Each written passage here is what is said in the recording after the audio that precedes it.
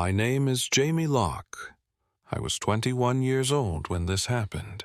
At the time, I was a junior in college, living on campus in a suite-style dormitory that the university proudly advertised as community-focused living. 4 separate bedrooms connected by a narrow common area, a sagging couch, a flickering television, and a kitchenette that smelled faintly of burnt coffee and disinfectant, no matter how often we cleaned it. I shared the suite with 3 friends I'd known since freshman year. We trusted each other. That trust mattered, because once the door to the suite closed, it felt like we were sealed off from the rest of the building. The hallway outside was long dim and always quiet at night. Too quiet. One of our roommates, Evan, had moved out midway through the semester to live off campus. Housing reassigned his room without asking us. That was how Marcus Hale entered our lives. Marcus was tall, unnaturally tall for the cramped dorm space. At least 6'4", broad shoulders, medium build. Short, blonde hair had cut close to the scalp. A beard so light it barely existed. His eyebrows were pale, almost invisible, giving his face an unfinished look like a sketch someone never completed. He moved into the far corner room of the suite, the one right next to mine. For the first few days, Marcus kept to himself. We barely saw him. When we did, he offered a nod or a half-smile and disappeared back into his room. No music, no phone calls, no visitors. Then, one afternoon after I came back from class, I found him sitting alone in the common room. The TV was off. The overhead light hummed softly. Marcus sat perfectly still on the couch, hands folded together, staring at the blank screen like it was showing something only he could see. "Hey," I said, trying to sound casual. He turned his head slowly, too slowly. "Jamie," he said. He already knew my name. "I need to tell you something." That was how he phrased it. Not, "Hey," not, "Can we talk," but "I need to tell you something," like a warning. He told me he suffered from parasomnia. I didn't know what that was. So he explained. Sleep disorder, night terrors, talking, yelling, sometimes screaming. He said it was the reason he'd been transferred from his previous dorm. "I just want you to be aware," he said calmly, "so no one feels uncomfortable." The way he said uncomfortable made my stomach tighten. That conversation, our first real interaction, made me more uneasy than if he'd said nothing at all. I didn't understand why he felt the need to tell me first. Why not everyone? Why not housing? That night, I messaged our suite group chat. Evan was still in it, even though he'd moved out. "Did Marcus tell you guys about his sleep disorder?" The replies came quickly. Confusion, laughter, jokes. No, he hadn't told them. Later that evening, when the rest of the suite was back, we sat in the common room, whispering theories. Maybe Marcus had screamed at night. Maybe he'd scared someone. Maybe it was worse than he let on. Then Marcus walked in. He didn't acknowledge the conversation, didn't look at us, just gave a slight nod and went straight into his room, closing the door behind him. That night, around 2 a.m, I heard a knock on my door, soft, deliberate. I asked who it was. No answer. I stayed still, told myself it was nothing. Maybe someone had the wrong room. Maybe I imagined it. But the thought crept in anyway. What if it was Marcus? The next morning, I asked my roommates if either of them had knocked on my door during the night.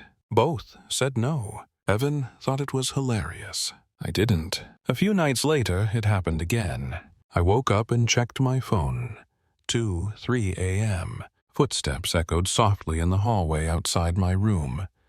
Slow, uneven. Then the knock. This time I didn't answer. I knew it was Marcus. I texted the group chat immediately, my hands shaking as I typed. No one replied until morning. They said they hadn't heard anything, Marcus's room was closest to mine. Maybe that's why. The next day I confronted him. He looked genuinely confused. Said he had no memory of knocking on my door. Then he apologized. Explained almost casually that part of his parasomnia involved sleepwalking. It's harmless, he said. You don't need to worry. But I did worry, because harmless doesn't feel harmless when it's standing on the other side of your door at 2 a.m. A few quiet days passed. No knocks, no footsteps. I started to relax.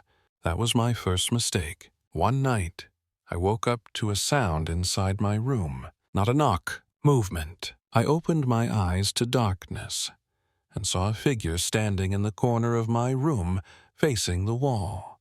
Marcus, he was muttering under his breath, words I couldn't understand. I said his name. He turned toward me. His eyes were open but unfocused, like he wasn't seeing me, like he was looking through me. Open the door, he whispered, over and over. A smile crept across his face. A quiet laugh escaped his throat as he walked out of my room. I froze. Then the silence shattered. A deafening bang echoed through the suite. Fists slamming into a door. Marcus's voice no longer whispering, screaming at the top of his lungs. Open the door. I ran into the hallway.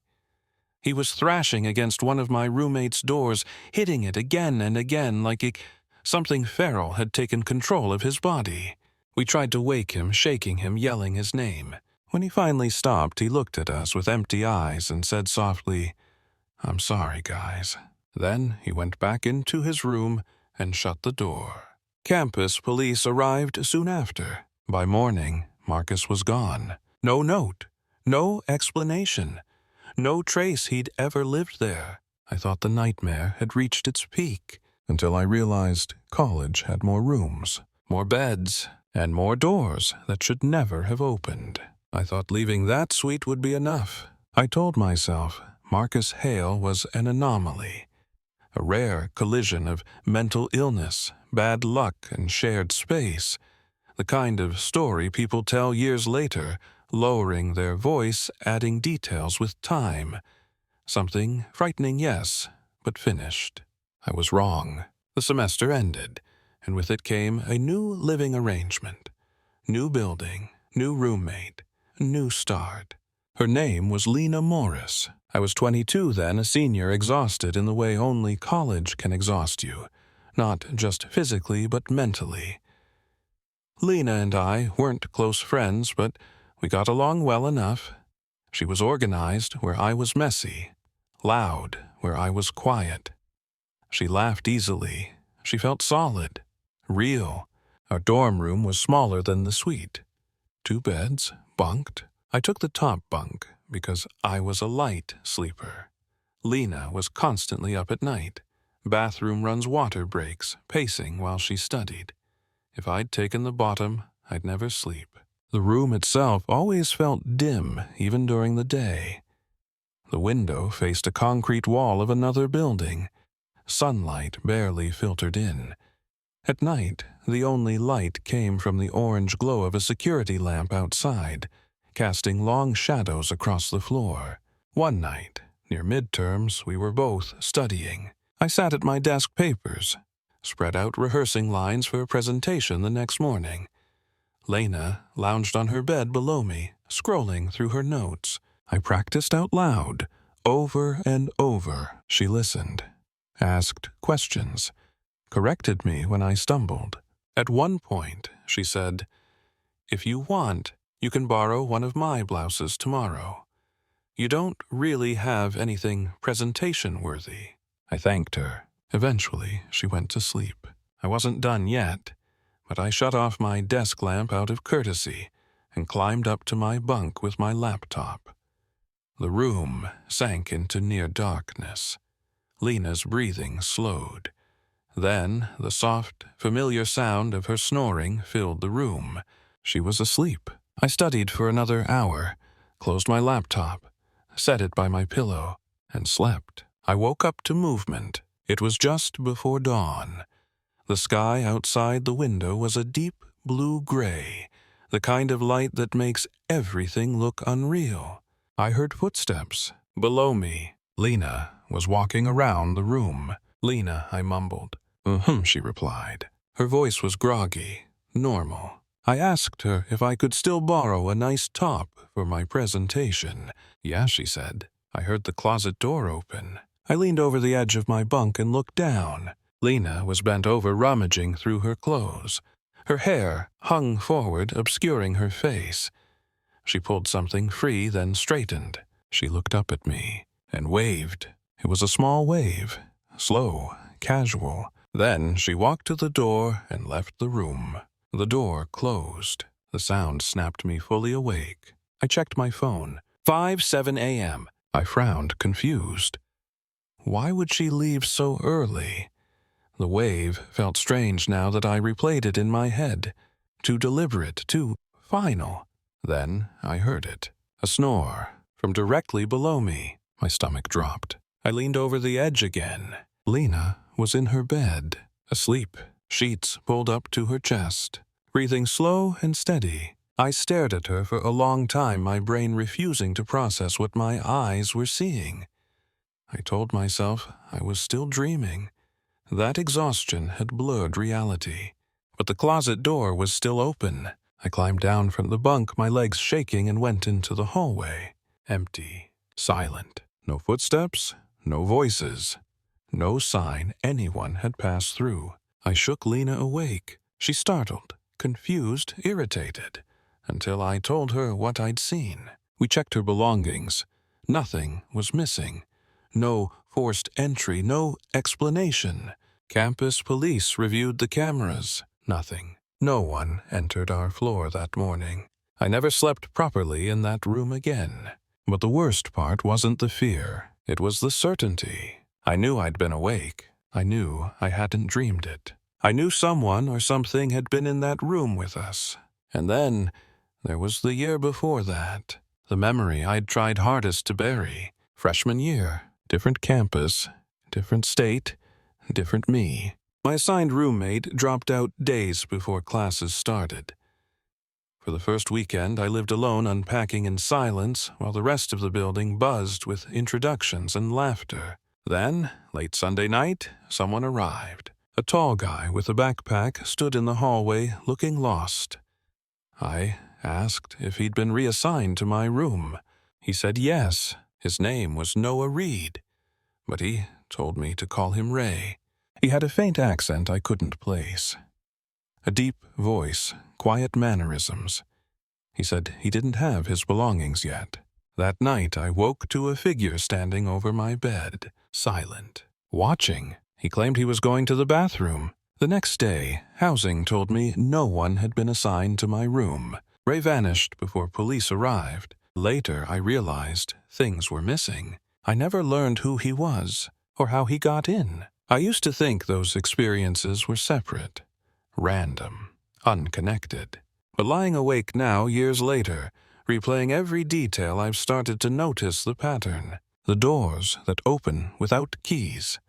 The figures that watch while you sleep. The voices that sound familiar until they don't. I don't know if it's people exploiting systems or something darker that slips into places meant for temporary living, places where identities blur, where no one really belongs.